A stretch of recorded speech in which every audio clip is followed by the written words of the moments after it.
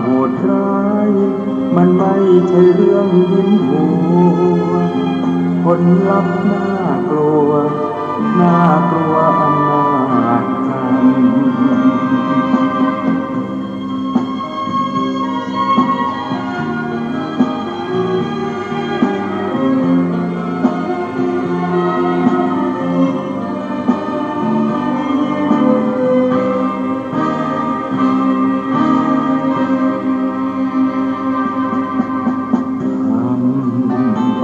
อำนาจกรรม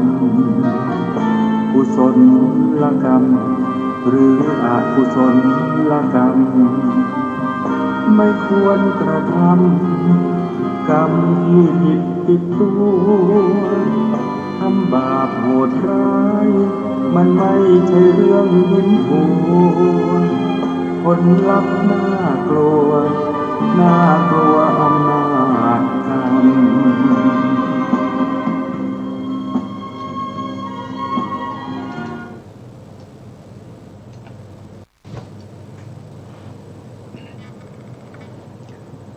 พุทธัง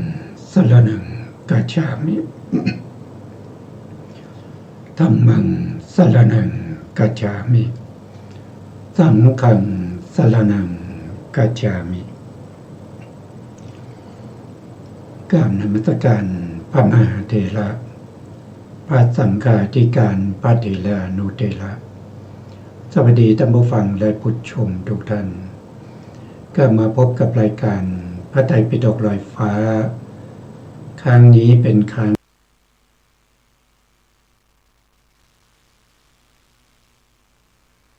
ที่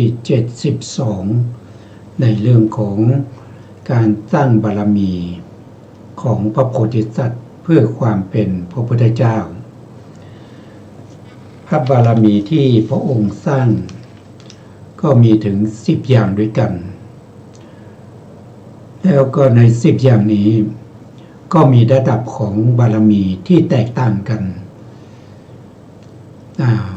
รวมกันก็จะเป็น30นะ แต่ที่เราศึกษาอยู่ก็เราศึกษาในเรื่องของปัญญาบารมีที่พระโพธิสัตว์ท่านได้สะสมมาตั้งแต่ตั้งความปรารถนาในใจได้พบกับพระพุทธเจ้าในอดีต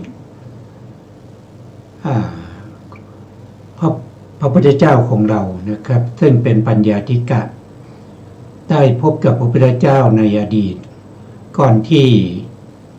พระโพธิสัตว์จะได้เป็นพระพุทธเจ้าถึง 512,028 พระองค์ในพระพุทธเจ้าเหล่านี้พระโพธิสัตว์ของเราก็ได้ศึกษา แล้วก็เล่าเรียนพระธรรมคำสั่งสอนของพระเจ้าสะสมไว้เป็นปัญญาบารมีเพื่อการจะได้ตรัสรู้ในโอกาสข้างหน้านะครับแต่ก็ไม่ได้แสดงไว้ทั้งหมดเพราะถ้าแสดงไว้ทั้งหมดเนี่ยมันจะมากมายเหลือเกินนะครับพระไตรปิฎก45เล่มมันก็จะไม่พอเฉพาะในเรื่องของการได้ศึกษาเล่าเรียนในสำนักของพระพุทธเจ้าในอดีตนะครับอาจจะมีเป็นว่ากันเป็นหลายร้อยเล่มนะครับกว่าที่จะบรรยายถึงบารมีที่เป็นปัญญาบารมีที่สะสมมากว่าจะเต็มนะครับกว่าจะได้ตรัสรู้เป็นพระพุทธเจ้าเราก็จะศ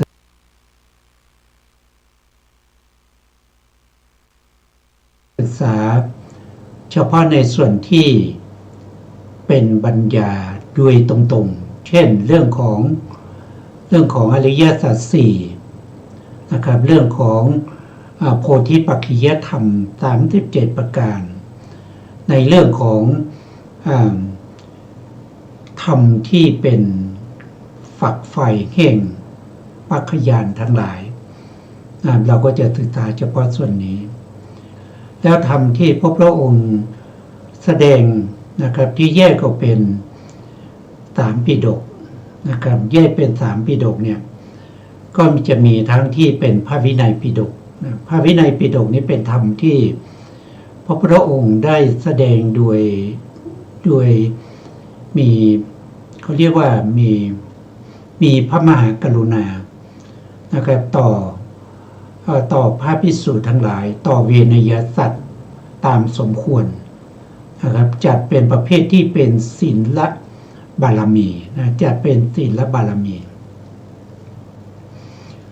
ส่วนในปิฎกที่สองนั้นก็คือได้แก่พระสุตตันตปิฎกพระสุตตันตปิฎกนี้ถ้าเราจัด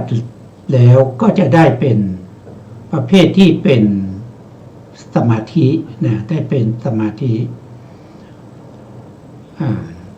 แล้วก็ในส่วนที่สามนั้นก็คือได้แก่อภิธรรมปิฎกอภิธรรมปิฎกก็จัดอยู่ในเรื่องของปัญญานะครับเรื่องของปัญญานะปัญญาจะเกิดขึ้นได้ก็ต้องมาจากสมาธินะครับสมาธิจะเกิดขึ้นได้ก็ต้องมีศีลที่บริสุทธิ์ถ้าศีลไม่บริสุทธิ์ไม่เป็นฐานรองรับแห่งจิตตวิสุทธิหรือเรียกว่าเป็น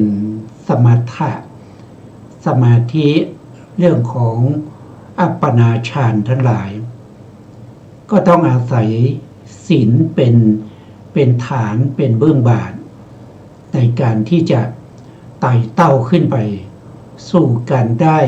อัปปนาฌานนะครับทีนี้อภิธรรม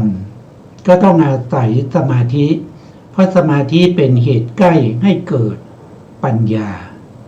นะครับธรรมเหล่านี้อาศัยซึ่งกันและกันอาศัยซึ่งกันและกันเพราะฉะนั้นเราศึกษา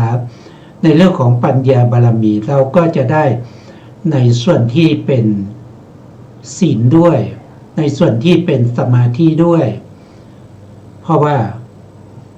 ปัญญาหรือการจะตรัสรู้เป็นพระสัมมาสัมพุทธเจ้าก็ต้องอาศัยธรรมเหล่านี้นะครับแต่ที่เน้นหนักในเรื่องของปัญญาที่เราศึกษานะครับซึ่งการศึกษาพระธรรมคำสั่งสอนของพระเจ้าที่เกี่ยวกับเรื่องของปัญญาก็เป็นธรรมที่ตรงนะครับธรรมที่ตรงเจตนาของพระสัมมาสัมพุทธเจ้าที่ได้ตรัสรู้เป็นพระพุทธเจ้านะครับท่านก็มุ่งหมายที่จะรื้อขนสัตว์ทั้งหลายให้พ้นไปจากวัฏสงสารจะให้สัตว์ทั้งหลายได้เข้าถึงพระนิพพานได้วิมุตติรสนะครับได้ลิ้มรสแห่งความหลุดพ้นได้เข้าถึงความสุขที่เป็นบรมสุขความสุขที่พ้นจากความสุขในกามทั้งหลายเป็นความสุขที่เป็นพระนิพพานเพราะฉะนั้นต้องใช้ปัญญานะครับผู้ไม่มีปัญญาจะไม่สามารถรักษาศีลได้ผู้ไม่มีปัญญาจะไม่สามารถที่จะทำสมาธิให้เข้าถึงแม้กระทั่งอุปจารสมาธิยังไม่ต้องไปพูดถึงอัปปนาฌานผู้ไม่มีปัญญาย่อมไม่มีฌานนะครับแล้วผู้ที่ไม่มีฌานย่อมไม่มีปัญญานะครับฌานในที่นี้ก็หมายถึงสมาธินะครับสมาธิทั้งที่เป็นคณิกะสมาธิที่เจริญวิปัสสนาโดยตรงไม่ได้อาศัยสมาธิที่เป็นอัปปนาหรือไม่ได้อาศัยสมาธิที่เป็นอุปาจารสมาธิโดยตรงเจริญวิปัสสนาเลยนะครับกำหนดรู้ในเรื่องของรูปนามตามความเป็นจริงเบื้องแรกนั้นจะต้องดูว่ารูปนามอะไรคือรูปนามคำว่ารูปคำว่านามเนี่ยมันเป็นแต่นามมันเป็นแต่ชื่อเท่านั้น แต่ตัวจริงๆของรูปนามมันคืออะไร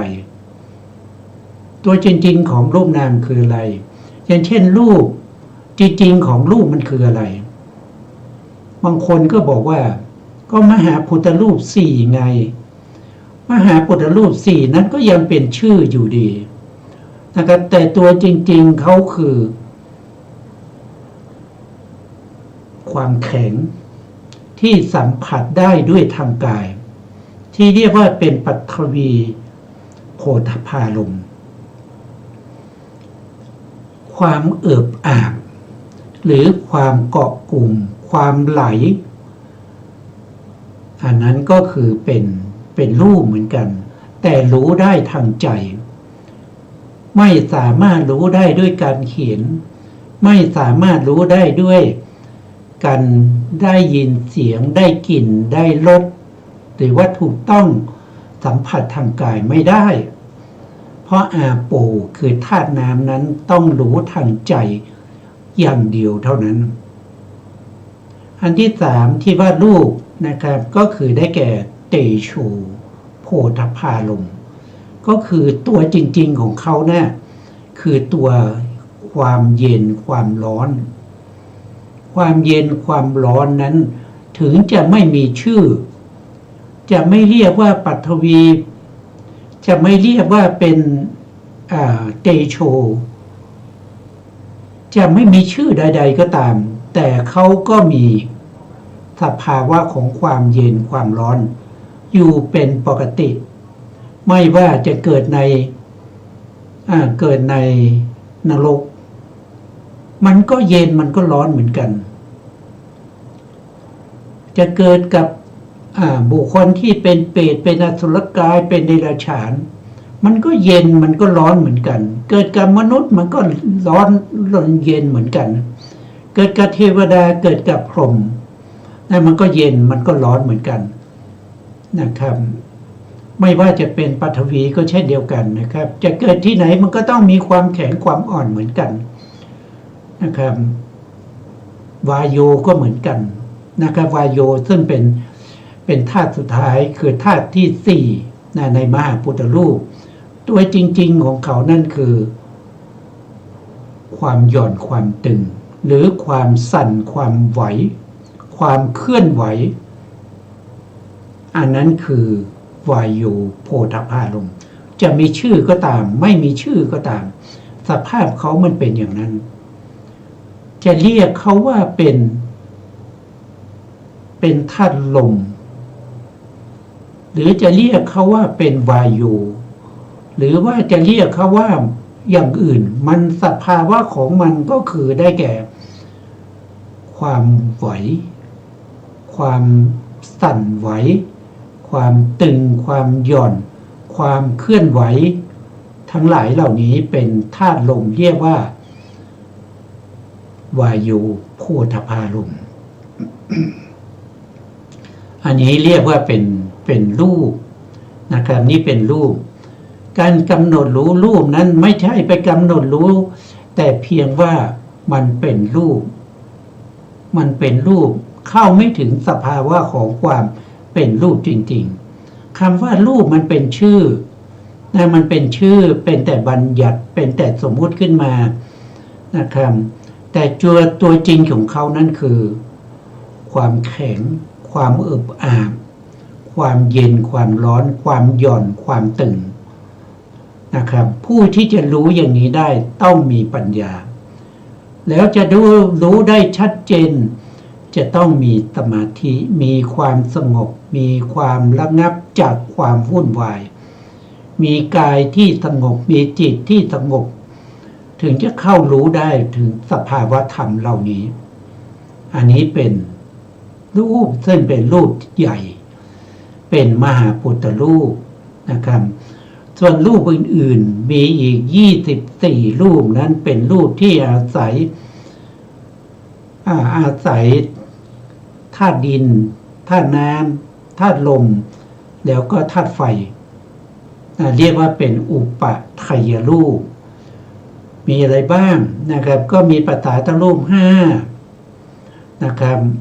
วิสยรูป4 มีภาวะรูปชีวิตรูปหัตถยรูปอาหารรูปพวกนี้เป็นรูปที่อาศัยมากพุทธรูปเรียกว่าเป็นอุปทัยรูปนะครับเวลาเรารู้เรากำหนดในเรื่องของกำหนดรู้ธรรมที่ควรกำหนดรู้นั้นเราจะต้องรู้ไปถึงตัวจริงของเขาตัวจริงของเขาคืออะไรต้องรู้ชัดในตัวจริงของเขาถ้าเป็นนามนามก็คือได้แก่จิตคือสภาวะที่รู้อารมณ์จิตไม่ใช่วิญญาณที่ล่องลอยไปนะครับคนนี้ตายแล้ววิญญาณล่องลอยไปที่โน่นที่นี่ไม่ใช่เลยตัวจิตนั้นคือตัวรู้อะไรรู้อารมณ์รู้ชัดในอารมณ์เช่นรู้ชัดในรูปารมณ์ก็คือได้แก่จักขุวิญญาณรู้ชัดในสัทธารมณ์ก็ได้แก่โสตวิญญาณนะครับ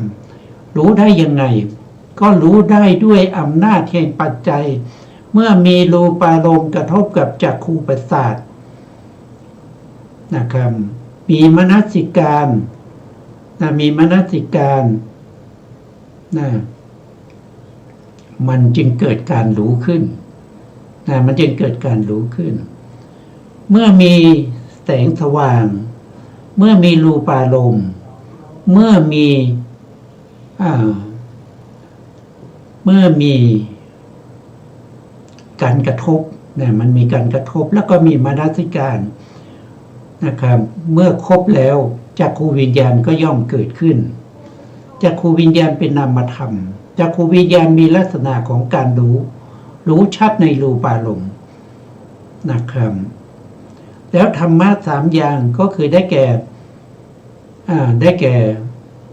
อารมณ์ได้แก่วัตถุแล้วก็ได้แก่วิญญาณประชุมกันก็เป็นผัสสะก็เป็นผัสสะเมื่อมีผัสสะก็เป็นเหตุเป็นปัจจัยให้เกิดเวทนา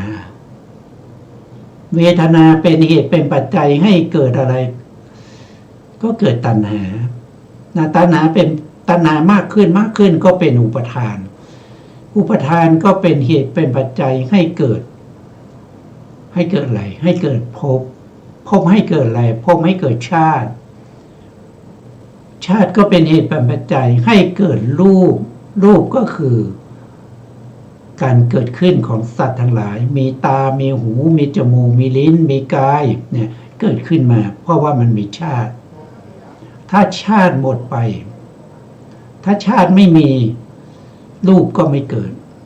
นามก็ไม่เกิดไม่มีชาติไม่เกิดขึ้นและชาติจะหมดไปได้ยังไงชาติจะหมดไปได้ด้วยภพหมดไปด้วยภพดับชาติจึงดับนะครับชาติดับ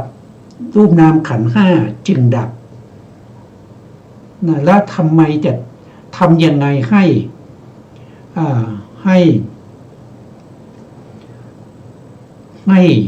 ภพดับภพเกิดจากอะไรภพก็เกิดจากอุปทานคืออะไรอุปทานก็คือได้แก่ตัณหาที่มีกำลังนะครับถ้าตัณหานั้นมันดับภพก็ย่อมไม่มีภพไม่มีชาติก็ไม่มีชาติไม่มีความเกิดก็ไม่มีมันก็จะเป็นเหตุเป็นผลกันอย่างนี้ผู้มีปัญญาเท่านั้นที่จะรู้ถึงสิ่งเหล่านี้ได้ตามความเป็นจริงนะครับปัญญาที่เราพูดถึงคือปัญญาในทางพระพุทธศาสนานะครับที่รู้ธรรมที่ควรรู้ยิ่งที่รู้ธรรมที่ควรกำหนดรู้ที่รู้ธรรมที่ควรละที่รู้ธรรมที่ควรเจริญที่รู้ธรรมที่ควรทำให้แจ้งรู้ชัดเข้าไปถึงการทำกิจอภิญญยะคือธรรมที่ควรรู้ยิ่งด้วยอะไรรู้ยิ่งด้วยการรู้ในลักษณะที่เป็นปัจจตลักษณะหรือวิเศษลักษณะหรือจะเรียกว่าเป็นสภาวธรรมก็ได้ อันนั้นคือรู้ยิ่งในธรรมที่ควรรู้ยิ่งแล้วทำกิจในธรรมที่ควรกำหนดรู้ยังไงก็คือกำหนดรู้ในธรรมที่ควรกำหนดรู้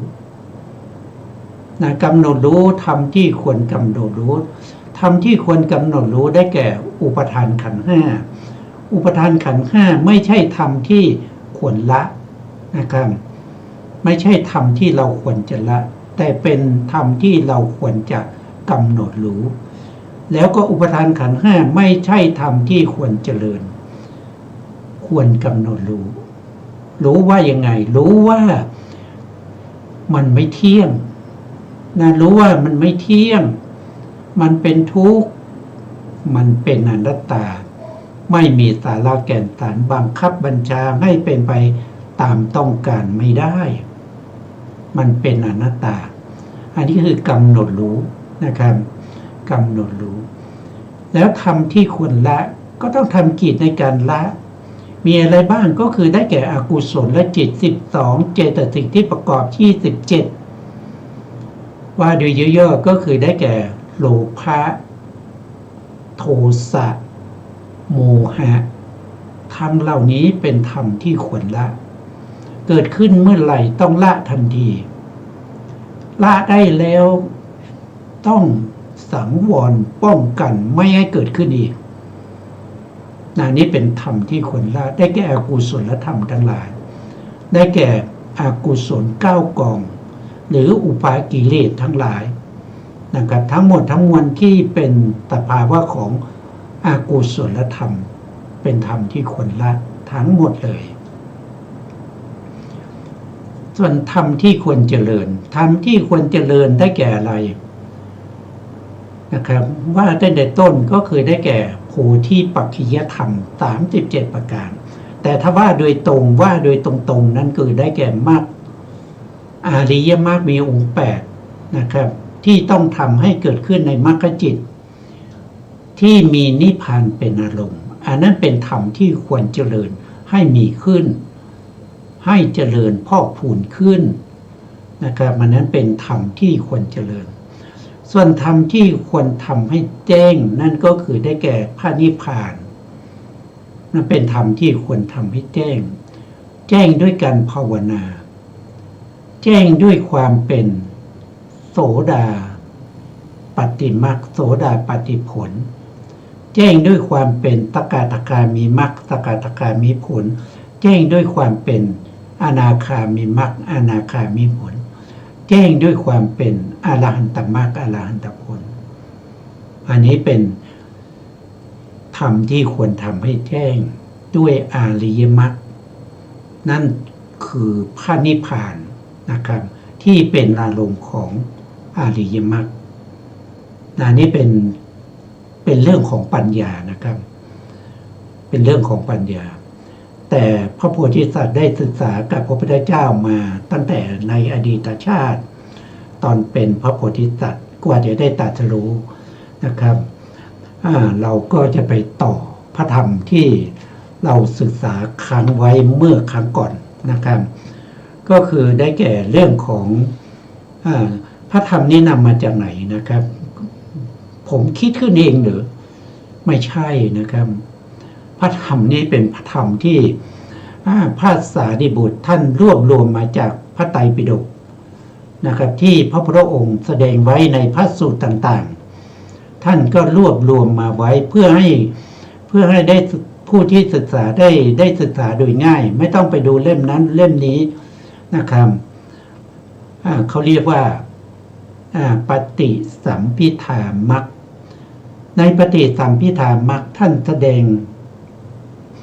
ธรรมที่พระพุทธองค์แสดงไว้ในที่ต่างๆหรือมารวบรวมกันนะครับแต่เราไม่ได้ศึกษาทั้งหมดนะครับเราศึกษาเฉพาะในส่วนที่เกี่ยวข้องกับเรื่องของธรรมที่ควรรู้ยิ่งธรรมที่ควรกำหนดรู้ธรรมที่ควรละธรรมที่ควรเจริญแล้วก็ธรรมที่ควรทำให้แจ้งนะครับถ้าจะศึกษาปฏิสัมภิทาทั้งเล่มที่พระพุทธองค์ได้แสดงพระสารีบุตรได้รวบรวมมานะครับ อันนั้นจะต้องมีผู้ที่มีความรู้ความเข้าใจนะครับเป็นผู้ที่มาแนะนำนะครับส่วนผมก็ยังศึกษาอยู่นะครับยังศึกษายังทำความเข้าใจอยู่นะครับถ้ามีโอกาสก็คงจะได้ศึกษาร่วมกันนะครับศึกษาร่วมกันเพื่อศึกษาไปพร้อมๆกันนะครับอย่างตอนนี้เราก็ศึกษาไปพร้อมๆกันนะครับเพื่อให้เป็นอะไรเป็นอุปนิสัยนะครับเป็นบารมีที่จะสะสมไว้ในจิตตสันดานของผู้ที่ได้ศึกษาได้เล่าเรียนเพื่อจะเป็นทุนในการที่จะตรัสรู้อริยสัจได้พ้นจากการเวียนว่ายตายเกิดเข้าสู่พระนิพพานไม่ต้องกลับมาเวียนว่ายตายเกิดไม่ต้องกลับมาเป็นทุกข์อีกต่อไปนะครับในเรื่องของการตรัสรู้ธรรมนะครับเรื่องของการตรัสรู้ธรรมเนี่ยพระพุทธองค์ได้แสดงไว้ว่ามีอยู่5วิธีด้วยกันนะมีอยู่5วิธีด้วยกันเรียกว่าวิมุตตายตนะ5วิมุตตายตนะ5เป็นธรรมที่แสดงถึงผู้ที่หลุดพ้นผู้ที่ตรัสรู้ธรรมเนี่ยดำเนินไปด้วยธรรมเหล่านี้ด้วยวิธีเหล่านี้นะครับวิมุตตายตนะนะครับวิมุตต์แปลว่าหลุดพ้นนะวิมุตต์แปลว่าหลุดพ้นตายตนะตรงนี้หรืออายตนะนะครับเป็นอายตนะปกติเราจะแปลว่าเป็นบ่อเกิดเป็นที่ประชุมเป็นสภาวธรรมที่สืบต่อไปในธรรมทั้งหลายแต่ในที่นี้ให้แปลว่าเหตุนะครับให้แปลว่าเหตุเพราะฉะนั้นวิมุตตายตนะก็แปลว่าเหตุแห่งความหลุดพ้นนะเหตุแห่งความหลุดพ้น5นี้ก็แปลว่าเหตุแห่งความหลุดพ้นมีอยู่5ประการด้วยกันเอามาจากไหนพระสารีบุตรเอามาจากไหนพระสารีบุตรก็ยกมาจากอังคุตรนิกายปัญจการนิบาตชากนิบาตเล่มที่36ในหน้าที่40วิมุตติสุขวิมุตติสูตรคือพระสูตรที่ชื่อว่าวิมุตติวิมุตตินะครับว่าด้วยเหตุแห่งวิมุตติ5ประการนะครับในข้อที่26นะครับใครสนใจในสนใจที่จะศึกษาอย่างละเอียดก็ไปศึกษาในพระสูตรนี้ได้นะวิมุตติสูตรนะครับวิมุตติสูตรในอังคุตรนิกายนะครับครั้งที่แล้วเราก็ได้ศึกษาไปนะครับว่ามีอยู่5ประการก็คืออะไรก็คือ1ก็คือนะครับผู้ที่บรรลุธรรมด้วยการฟังได้ด้วยการฟังพระธรรมที่พระพุทธองค์แสดงหรือสาวกของพระพุทธองค์แสดงเกื้อกูลให้เป็นประโยชน์ในการบรรลุธรรมของผู้ฟังนี่เป็นข้อที่1นะครับข้อที่2ก็คือผู้ฟังธรรมแล้วจดจำได้ดีนะครับแล้วก็ยังไม่ตรัสรู้ในขณะที่ฟังนะครับแล้วก็นำเอาพระธรรมที่ตัวเองได้สดับมานะครับไปแสดงให้แก่ผู้อื่นนะครับเพื่อความเกื้อกูลแก่ผู้อื่นเราอื่นนะครับในขณะที่ตัวเองกำลังแสดงธรรมอยู่นั้นนะครับตัวเองก็สามารถที่จะตรัสรู้ธรรมได้นี่คือข้อที่2ข้อที่1ฟังธรรมนะครับตรัสรู้นะข้อที่2กำลังแสดงอยู่ก็ตรัสรู้ในขณะที่แสดงตอนต้นนั้นไม่ได้เป็นพระอริยบุคคลแต่จำเอาพระธรรมคำสั่งสอนของพระพุทธเจ้ามาแล้วก็มาแสดงแก่ผู้อื่นก็ตัวเอง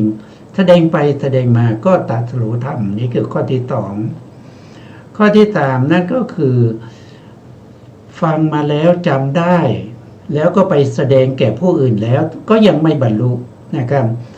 ก็มาสาธยายในธรรมที่ตัวเองจำได้สาธยายคือท่องบ่นท่องบ่นไปนะครับตามที่ตัวเองได้ยินได้ฟังมาจิตก็ส่งไปตามที่ตัวเองท่องบ่นโอ้แบบนี้ก็ตรัสรู้ธรรมได้เหมือนกันนะครับอันนี้เป็นข้อที่3นะครับในขณะที่สาธยายอยู่นั้นก็สามารถตรัสรู้ธรรมได้ทีนี้ข้อที่4นะครับ คือฟังแล้วไม่ได้ตรัสรู้ไปแสดงแก่ผู้อื่นแล้วก็ไม่ได้ตรัสรู้สาธยายแล้วก็ยังไม่ตรัสรู้ท่านบอกว่าให้นำเอาธรรมที่ตัวเองฟังจากพระพุทธเจ้านะครับฟังจากพระสาวกของพระเจ้านะเอามานึกพิจารณาไต่ตอง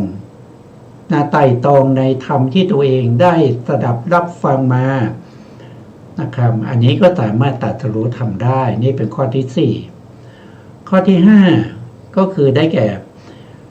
เมื่อฟังแล้วก็ยังไม่ตรัสรู้ไปแสดงแล้วก็ไม่ตรัสรู้สาธยายแล้วก็ไม่ตรัสรู้เอามาตึกเอามาพิจารณามาวินิจฉัยวิจัยพิจารณาก็ยังไม่ตรัสรู้ก็ต้องปฏิบัติท่านบอกว่าต้องปฏิบัติ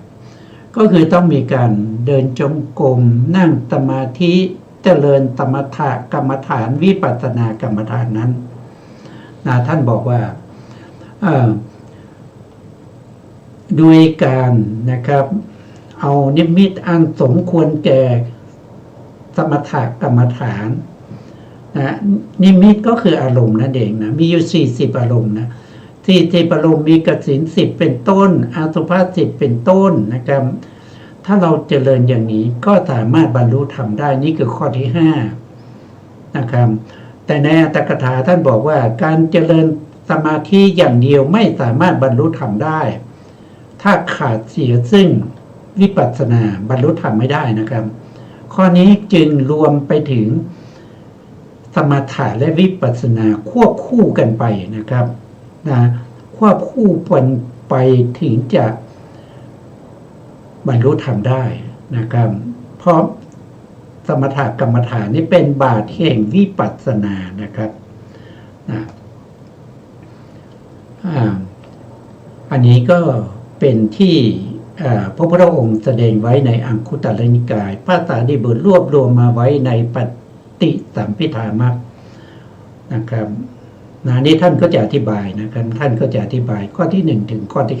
5ที่เราพูดไปเมื่อกี้เป็นอุเทศก็คือเป็นโดยย่อนะครับต่อไปนะครับท่านอธิบายดูดังที่พระผู้มีพระภาคเจ้าตรัสว่าดูก่อนภิกษุทั้งหลายพระศาสดาหรือเพื่อนสัพพมจารีผู้ตั้งอยู่ในฐานะควรแก่การเคารพนะครับแสดงธรรมแก่ภิกษุในธรรมวินัยนี้ภิกษุนั้นย่อมเข้าใจเข้าใจธรรมตามที่พระศาสดาแสดง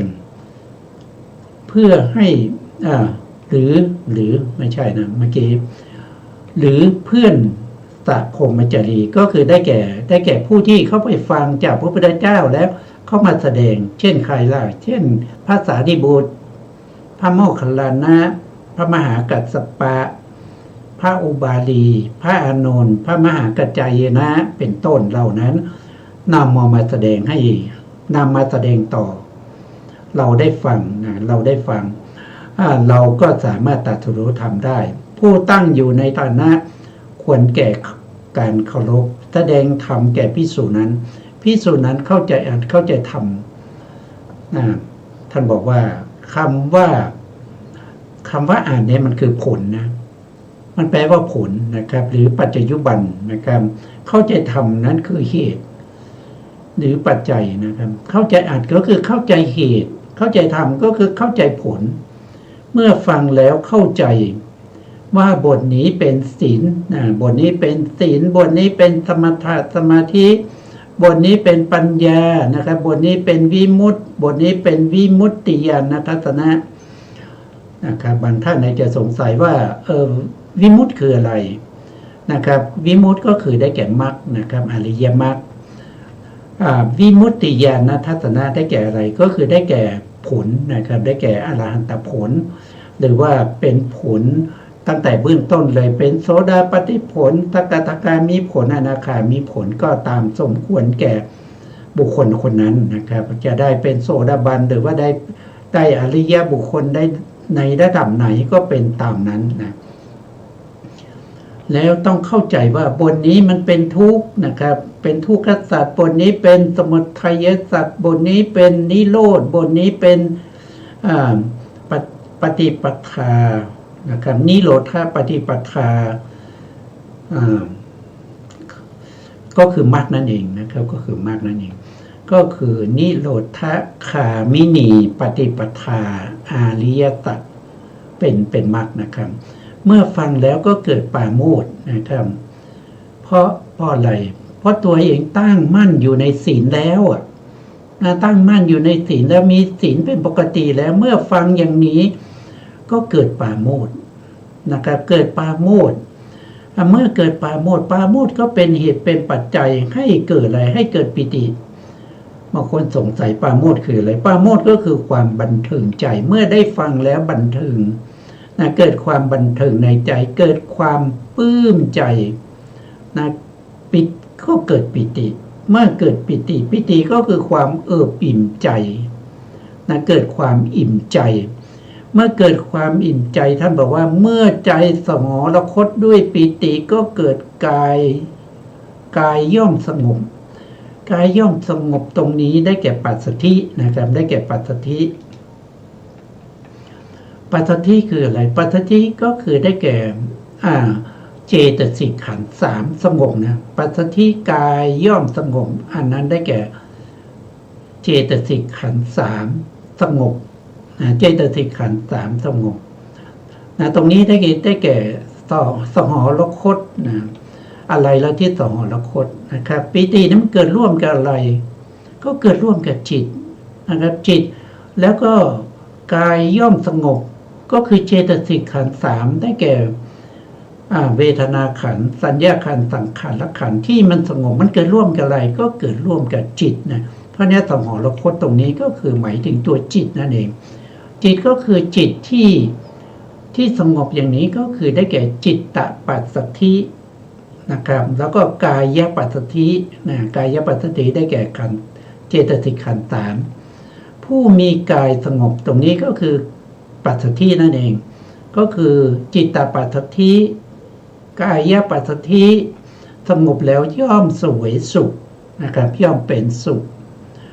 สุขตรงนี้เนี่ยมันไม่ได้หมายถึงสุขในเรื่องของกามนะครับไม่ใช่เห็นแล้วสุขไม่ใช่ได้ยินแล้วสุขไม่ใช่ว่าดมกลิ่นแล้วลิ้มรสแล้วถูกต้องแล้วสัมผัสแล้วเป็นสุขไม่ใช่ตรงนี้มันเป็นสุขในสมาธินะครับเริ่มตั้งแต่ไหนก็เริ่มตั้งแต่อุปจารสมาธิเลยเป็นเบื้องต้นอุปจารสมาธิหมายถึงว่านิวรณ์มันเริ่มมันสงบแล้วไม่รบกวนจิตใจของเราแล้วนะครับเริ่มตั้งแต่ตรงนี้แต่ถ้าว่าโดยตรงๆก็คือตั้งแต่อัปปนาฌานตั้งแต่ปฐมฌานขึ้นไปนะครับเสวยสุขตรงนี้นะมีจิตนะครับเมื่อมีจิตมีสุขจิตตั้งมั่นจิตมีสุขจิตตั้งมั่นก็เข้าถึงอัปปนาฌานนะครับตรงนี้เมื่อมีสุขจิตย่อมตั้งมั่นตรงนี้คือได้ฌานแล้วได้ฌานแล้วนะครับอันนี้ก็ให้เราเข้าใจตามนี้นะครับเมื่อได้ฌานแล้วนะครับฌานนั้นไปเจริญวิปัสสนาไปเจริญวิปัสสนาก็เป็นวิมุตตายตนะข้อที่1นะครับนี่ก็คือความหลุดพ้นในข้อที่1ได้จากอะไรได้จากการฟังธรรมนะครับได้จากการฟังธรรมนะครับในขณะนั่งฟังธรรมอยู่นั่นแหละได้ตรัสรู้ธรรมในข้อนี้นี่คือข้อที่1ผู้ที่บรรลุด้วยการฟังธรรมมีมากที่สุดในบรรดาผู้บรรลุทั้งหลายผู้ที่ฟังธรรมแล้วบรรลุเนี่ยได้มีมากกว่าการที่ไปเดินจงกรมนั่งสมาธินะครับบรรลุมากกว่านะบรรลุมากกว่าบุคคลเหล่านั้นนะผู้ฟังธรรมมากบรรลุได้มากที่สุดนะเขาฟังเขาฟังยังไงเขาถึงได้บรรลุท่านก็บอกว่าเขาฟังโดยมีโยนิโสมนสิการทรงใจไปตามพระธรรมที่พระพุทธองค์แสดงการฟังที่ถูกต้องนั้นฟังแล้วต้อง เห็นตามความเป็นจริงว่าหนีทุกข์ในขณะฟังนั้นเขาเจริญวิปัสสนาไปด้วยนะครับเขารู้ว่าบทที่พระพุทธองค์แสดงแต่ละบทเนี่ยมันคืออะไรมันคือทุกบทนี้คือทุกขตัดบทนี้คือเหตุให้เกิดทุกข์นะทุกขะสมุทัยบทนี้เป็นบทเป็นนิโรธะนะเป็นนิโรธาทุกขานิโรธาก็คือได้แก่พระนิพพานบทนี้เป็นพระนิพพานอย่างนี้เขารู้เขาแยกออกได้เพราะอะไรเขามีบุญบารมีเขาสะสมมาตั้งแต่อดีตแต่ชาตินะครับไม่ใช่อยู่ๆมาฟังแล้วมันรู้ได้โดยไม่เคยสะสมมาไม่ใช่นะครับคือเขาสะสมมาแล้วนะครับนานแล้วนะจนบารมีเขาเต็มเปี่ยมแล้วก็อินทรีย์เขาเสมอเขาจึงเห็นได้อย่างนั้นนะเขาจึงเห็นได้อย่างนั้นแล้วก็บทสุดท้ายก็คือนี้ทุกขานิโรธคามินีปฏิปทาคือเห็นอริยสัจสี่เลยอย่างนี้นะท่านบอกว่าฟังธรรมและบรรลุมากเช่นไหนก็คือเช่นในตอนที่พระพุทธองค์ไปแสดงพระอภิธรรมแสดงพระอภิธรรมในสวรรค์ชั้นที่สองดาวดึงส์นะครับแสดงโปรดแก่พุทธมารดานะครับได้อัญเชิญพุทธอดีตเป็นอดีตพุทธมารดามาฟังธรรมด้วยนะครับเมื่อแสดงอภิธรรมนะครับไปเรื่อยๆเนี่ยมีเทวดาและก็พรหมที่บรรลุมากเป็นโกฏๆนะครับมากเป็นโกฏถ้าจำไม่ผิดก็น่าจะมี18โกฏนะครับเทวดาและพรหมบรรลุ18โกฏเมื่อฟังพระอภิธรรมจากพระพุทธเจ้าแสดงในพรรษาที่7นะพรรษาที่7นะคือพรรษาหลังจากที่ได้ตรัสรู้ธรรมมาแล้ว7 ปีนะครับได้7 ปีแล้วพระองค์ก็ไปแสดงพระอภิธรรมในบนสวรรค์ชั้นดาวดึงส์นะครับมีเทวดาและพรหมบรรลุไป18โกฏนะครับแล้วมนุษย์ล่ะมนุษย์บรรลุมีไหมก็มีนะครับ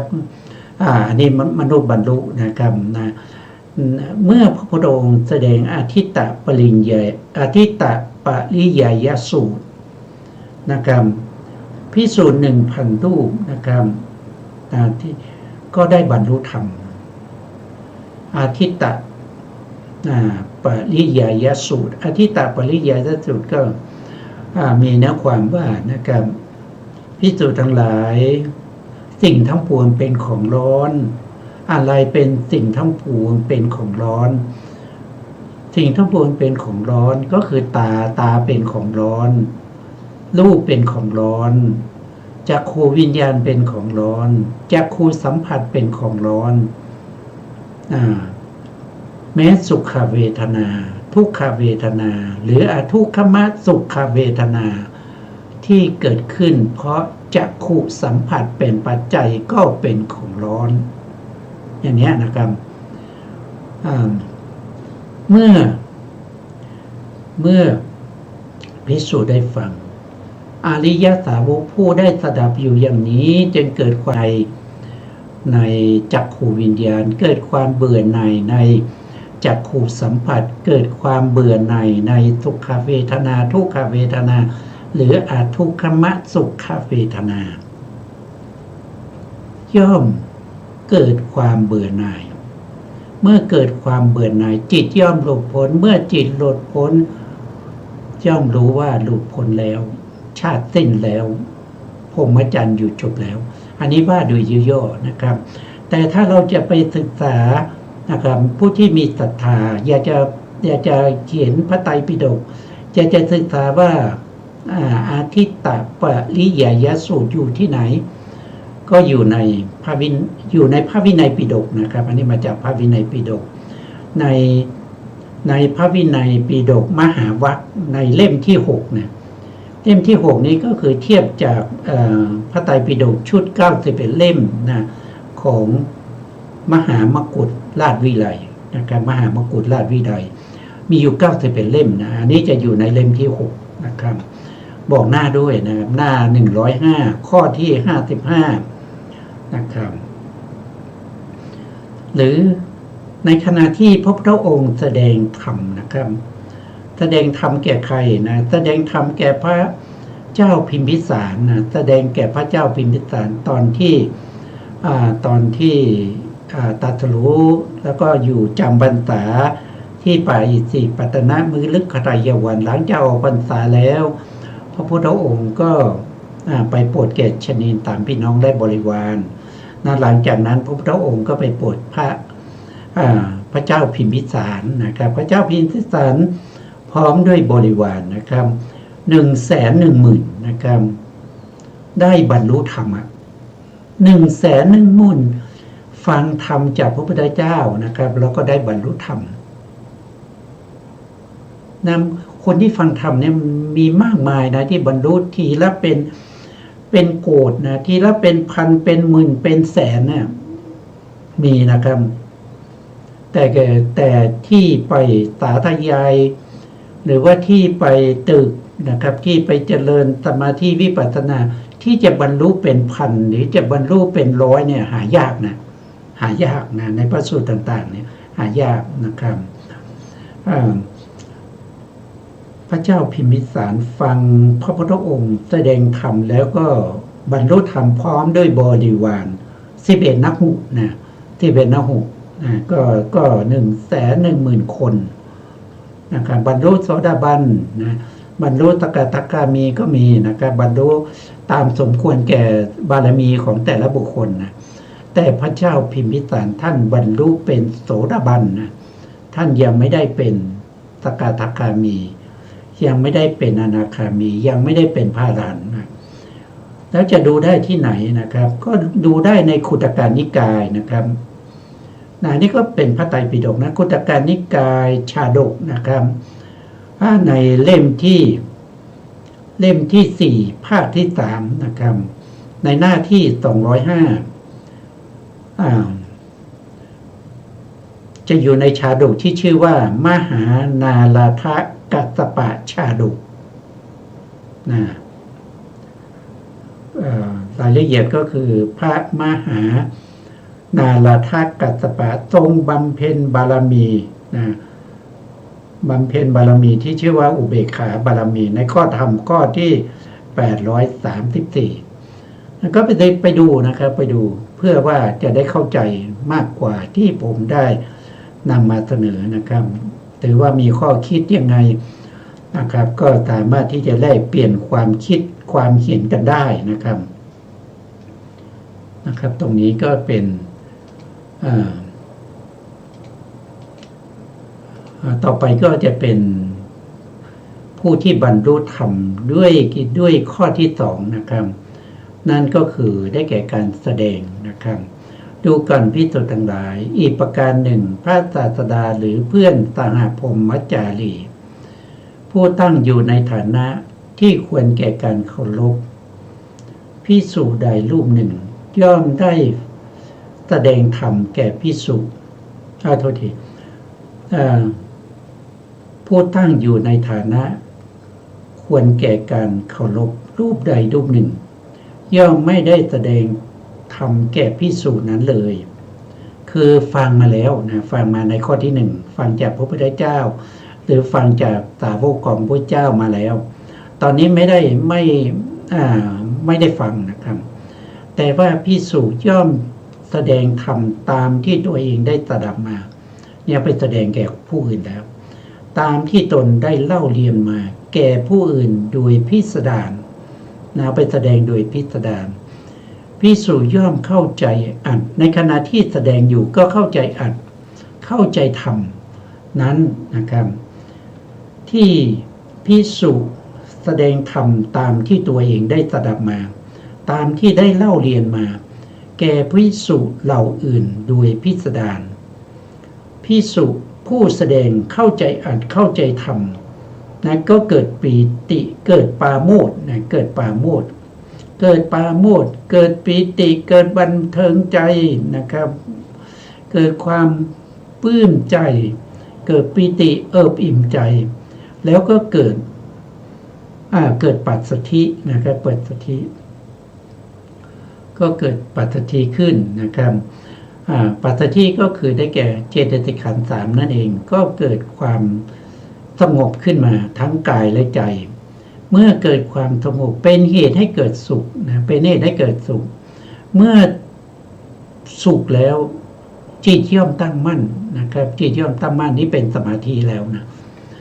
จิตย่อมตั้งมั่นเป็นสมาธินะครับเป็นสมาธินะครับสมาธินี่เรามุ่งหมายถึงอุปจารสมาธินะครับอุปจารสมาธิตรงนี้นะคือสมาธิเนี่ยมุ่งหมายได้ตั้งแต่คณิกะสมาธิแล้วก็อุปจารสมาธิแล้วก็อัปปนาสมาธินะคือตรงนี้กำลังแสดงธรรมอยู่นะครับก็เป็นอุปจารสมาธิเพราะว่าถ้าเข้าไปอัปปนาแล้วเนี่ยมันจะเป็นสมาธิที่หนักแน่นนะครับต้องถอยออกจากอัปปนานะครับถึงจะเจริญวิปัสสนาได้นะครับเมื่อเป็นอุปจารสมาธินะครับนี้เป็นวิมุตตายตนะข้อที่2นะครับจิตย่อมตั้งมั่นนั่นก็แสดงว่าเป็นวิมุตต์นะครับจิตตั้งมั่นแล้วก็เกิดวิมุตต์นี้เป็นวิมุตต์นะครับวิมุตต์คือหลุดพ้นหลุดพ้นจากอะไรหลุดพ้นจากอาสวะทั้งหลายหลุดพ้นจากอกุศลธรรมทั้งหลายหลุดพ้นจากอกุศลจิตทั้งหลายเข้าถึงความเป็นอรหันตมรรคและอรหันตผลได้นะครับนี่ก็เป็นการบรรลุธรรมข้อที่2นะครับอันนี้มาจากไหนนะก็ยังมาจากที่เดิมนะครับสังยุตตรนิกายท่านแสดงโดยลำดับตั้งแต่การศึกษานะครับการศึกษาคือเราจะต้องเข้าใจนะครับว่าผู้ที่ไม่ได้ศึกษานะครับไม่เข้าใจนะครับไม่มีบารมีพูดง่ายๆไม่มีบารมีไม่ได้สะสมไว้นะจะมาฟังธรรมอย่างไรจะไปแสดงแก่ใครอย่างไรมันก็ไม่สามารถที่จะบรรลุได้นะมันต้องเกี่ยวกับเรื่องของการได้ศึกษามาก่อนนะครับตรงนี้ท่านบอกว่าต้องตั้งแต่การศึกษานะว่าไปตามลำดับเหตุการณ์บรรลุธรรมก็คือต้องศึกษาปริยัติให้เข้าใจนะครับเมื่อเข้าใจเป็นอย่างดีสามารถที่จะรู้ว่าอะไรเป็นอะไรนะจำได้แล้วก็จำแนกโดยสุตตมยญาณ16หัวข้อนะต้องจำได้ถึง16หัวข้อนะครับคือปัญญาในการทรงจำธรรมที่ได้ฟังมาแล้วเป็นสุตตมยญาณคือญาณอันสำเร็จด้วยการฟังนะเป็นธรรมที่สำเร็จด้วยการฟังนะครับถ้ามีคนถามว่านะครับปัญญาที่ทรงจำธรรมที่ได้ฟังมาแล้วเป็นสุตตมยปัญญาอย่างไงตรงนี้ท่านใช้คำว่าสุตตมยญาณนะสุตตมยญาณก็คือที่ฟังแล้วที่จำได้นั่นหมายความว่ายังไงก็พูดง่ายเนี่ยจำได้ในที่นั้นหมายความว่ายังไงนะครับไม่ใช่หมายความว่าฟังเข้าหูซ้ายทะลุหูขวานะครับฟังไปฟังมาก็รู้นะก็รู้ตอนที่นั่งอยู่ฟังก็รู้ตอนที่ลุกขึ้นนะครับลุกขึ้นเขาแสดงธรรมจบแล้วลุกขึ้นลืมหมดอย่างนี้ก็ไม่ใช่นะครับอย่างนี้ก็ไม่ใช่นะบางคนฟังแล้วนะครับลุกขึ้นก็ยังจำได้นะครับอย่างนี้ต้องเป็นคนอย่างนี้นะเมื่อเลิกฟังแล้วไปถึงที่บ้านไปถึงที่ไหนก็ยังจำได้อยู่นะครับต้องเป็นอย่างนี้เขาเรียกว่าเป็นสุตตมยญาณนะตอบว่าปัญญาอันเป็นเครื่องทรงจำที่ทำที่ได้ฟังมาแล้วมีอยู่4ฐานะด้วยกันนะที่ฐานะนะครับที่ฐานะนะตรงนี้ต้องเป็นที่ฐานะนะครับโทษทีฐานะที่1นะครับฐานะที่1ฐานะที่ ฐานะที่หนึ่งเนี่ยมีอยู่5ข้อด้วยกันนะในฐานะที่หนึ่งนี่มีอยู่5ข้อนะครับ ข้อที่หนึ่งก็คือทำเหล่านี้ควรรู้ยิ่งนะครับก็ที่พูดมานะครับก็คือทำเหล่านี้ควรรู้ยิ่ง ก็รู้ยิ่งในธรรมเหล่านั้นนะครับ ดูเวลาแล้วไม่พอแล้วนะครับไม่พอเพราะฉะนั้นเราก็จะไว้แค่นี้ก่อนนะครับ เราจะมาศึกษาพร้อมกันอีกทีหนึ่งในครั้งต่อไปนะครับ เพื่อให้เกิดความรู้ความเข้าใจจะได้เป็นบารมีนะครับ จะได้เป็นบารมีของเรา เพื่อประโยชน์ในวันข้างหน้านะครับ เราจะได้ฟังธรรมจากพระพุทธเจ้าในอนาคตข้างหน้าคือพระศรีอริยเมตไตรหรือพระพุทธเจ้าองค์ต่อๆไปนะครับ ที่มาแสดงธรรมเราก็สามารถที่จะบรรลุธรรมได้ด้วยการฟังสุดท้ายนี้นะครับก็ขอกราบขอบคุณพระครูสมุทรวิศวัฒน์วรกิจโจผู้อำนวยการสถานีวิทยุเพื่อการศึกษาพระพุทธศาสนาและวัฒนธรรม FM 104.5 เมกะเฮิรตซ์วัดไฟหินจังหวัดเชียงใหม่ได้ขอกราบขอบคุณพระครูปริยัติยานุสาสขอบคุณท่านผู้ฟังและผู้ชมทุกท่านนะครับที่ให้เกียรติติดตามในรายการพระไตรปิฎกลอยฟ้าพบกันใหม่ในครั้งต่อไปครับวันนี้ลาไปก่อนครับสวัสดีครับ